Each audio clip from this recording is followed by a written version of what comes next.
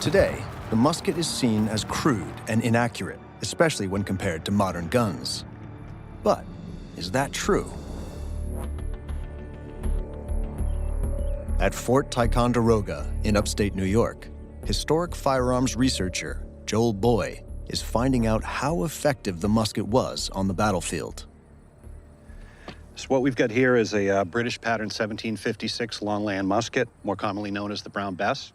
The Brown Bess begins use in about 1730, and this type of gun would have been the workhorse of the British Army through the 18th century into the 19th century. It was an extremely important gun to building the British Empire and used through the American Revolution. But for Joel, the best way to assess the musket is not by comparing it to modern weapons, but by testing its effectiveness in battle 250 years ago.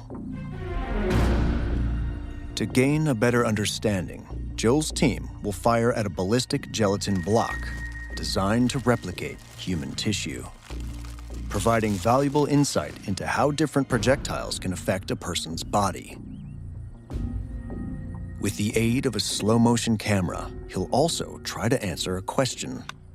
How damaging could a musket shot be?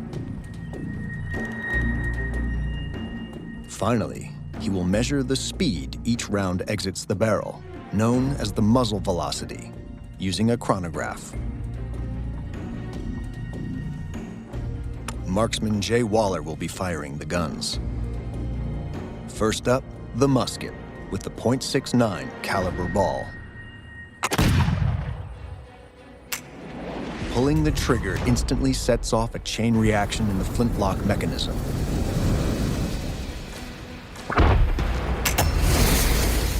A stone flint strikes a steel hammer. The impact creates sparks, which ignites the priming powder in the pan.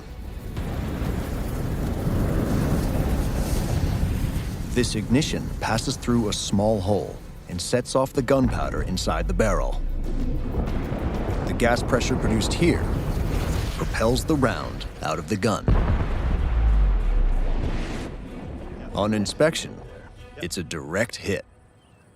You can see where it traveled right through the block and came out the other side. Reviewing the footage, they can see the horrific damage caused. Wow. You see that ball zip right through. Look at the cavitation in the gel from that .69 caliber ball. When the ball moves through the block, it displaces the gel around it, creating a cavity. This is known as cavitation, similar to what would happen to living human tissue. Devastating to bones and internal organs. The men on Lexington Green knew how deadly these weapons were, but they never had the opportunity to see the damage in the way that we're seeing it now.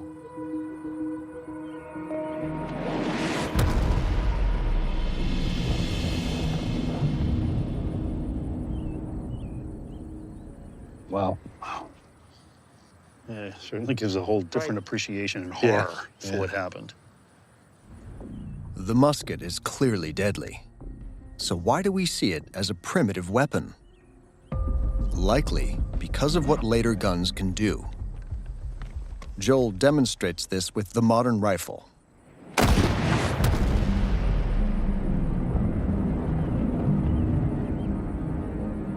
Oh, whoa. Look at that. You can see the smoke from the bullet. The modern rifle's power is far more terrifying. But what does the data reveal? Using the chronograph, Joel and Jay compare muzzle velocities. On the Enfield, that is 2,314 feet per second, whereas the musket is 845 feet per second. So there's a big difference between the two guns. But you can really see the velocity when you look at the ballistics gelatin blocks. The higher velocity of the modern rifle's bullet means it carries substantially more energy. When it penetrates the block, much of this is transferred to the gel, causing it to lift into the air.